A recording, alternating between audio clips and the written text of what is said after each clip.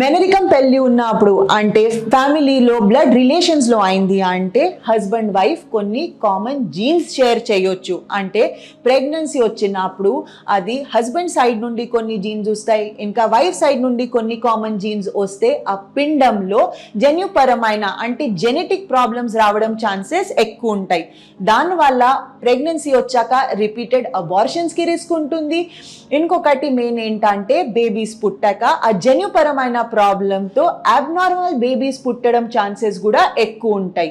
ఒక్కొక్కసారి ఈ మెనరికం పెళ్లిలో అది కామన్ జెనెటిక్ షేరింగ్ వల్ల అది ప్రెగ్నెన్సీ రాకపోవచ్చు. అంటే కొన్ని కపుల్స్ అయితే ఇన్ఫర్టిలిటీతో కూడా బాధపడతారు.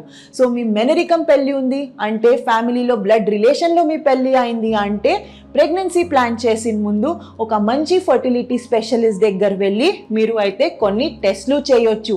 ఈ టెస్ట్ ద్వారా మీ ఇద్దరు భార్యాభర్తకి ఒక బ్లడ్ టెస్ట్ చేస్తారు. ఈ టెస్ట్ ద్వారా ఒకవేళ మీ ప్రెగ్నెన్సీ వస్తే మీ బేబీకి ఏ రకంగా రిస్క్ జెనెటిక్ ప్రాబ్లమ్స్ రావడం ఛాన్సెస్ ఉంటాయి అని తెలుస్తుంది. మీ టెస్ట్ నార్మల్ వచ్చింది అంటే మీరు స్ట్రెస్ ఫ్రీ హ్యాపీగా ప్రెగ్నెన్సీ గురించి ప్లాన్ చేయొచ్చు.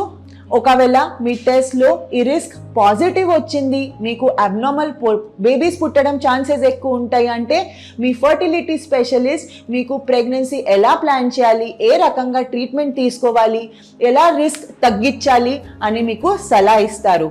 సో మెనరికం పెళ్లి ఉన్న వాళ్ళకి అది జెనెటిక్ షేరింగ్ వల్ల రిపీటెడ్ అబార్షన్కి, ఇన్ఫర్టిలిటీకి, అబ్నార్మల్ బేబీస్ పుట్టడం ఇవన్నీ రిస్క్ ఉంటుంది. కానీ ఒకవేళ మీరు ఈ అడ్వాన్స్ టెస్ట్లు చేయించుకుంటే అందులో మీ కేసులో రిస్క్ ఎంతవరకు ఉంది అని తెలుస్తుంది. అది క్లియర్ అయిపోయింది అంటే మీ ఫ్యూచర్ కూడా హ్యాపీ అండ్ సేఫ్ ఉంటుంది.